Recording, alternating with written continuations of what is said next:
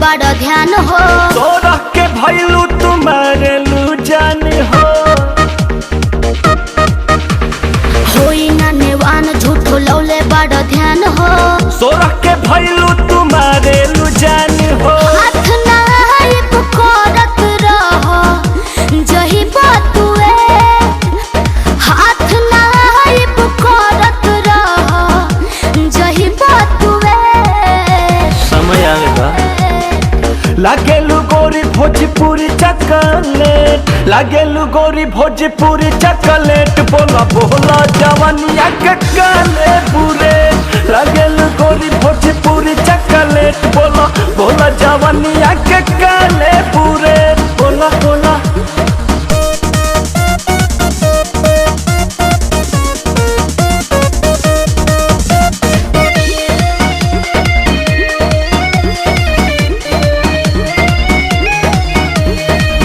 लवले बाडोए मगेम खेल नहीं पैब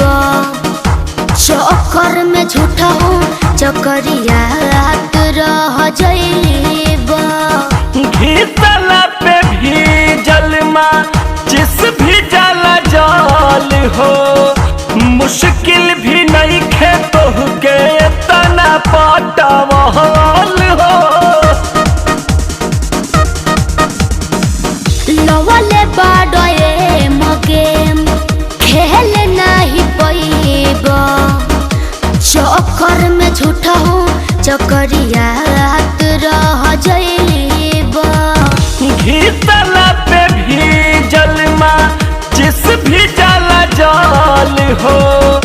मुश्किल भी नहीं खेतो के तना पटावाल हो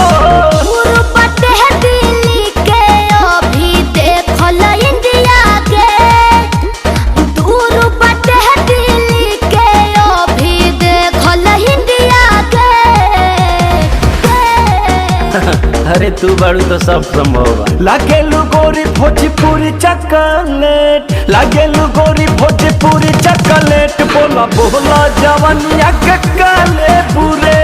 लागेलू गोरी भोजपुरी चॉकलेट बोला बोला जवानिया के काले पूरे बोला बोला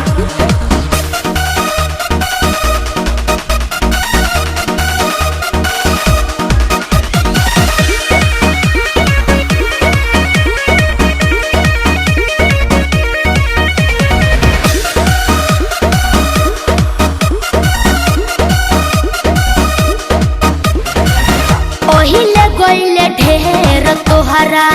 जइसन छी छोरा हो झुकतार झूठानियन देखते छीन के बोरा हो पागह तुरावा तारू बारू नया बाछी हो जइबू रेस फान लगबू तू गाछी ओहिले गोइले ढेर तोहरा जइसन छी छोरा हो